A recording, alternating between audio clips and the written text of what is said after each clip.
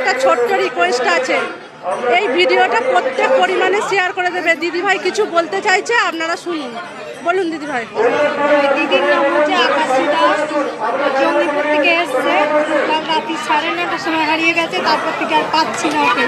ও একটা আমাকে ফোনও করেনি। দিদিভাইরা এসছে তারকেশ্বর মুর্শিদাবাদ থেকে জল ঢালতে, তো বাবার নাম করে বেরিয়েছে। আর ওর সাথে যে ছিল তাকে কাল সন্ধ্যে থেকে পাওয়া যায়নি, তো ওরা থানাতেও জানিয়েছে। আর দিদিভাই আমার ক্যাম্পে বস করে রেখে দিয়েছি দিদিভাইকে।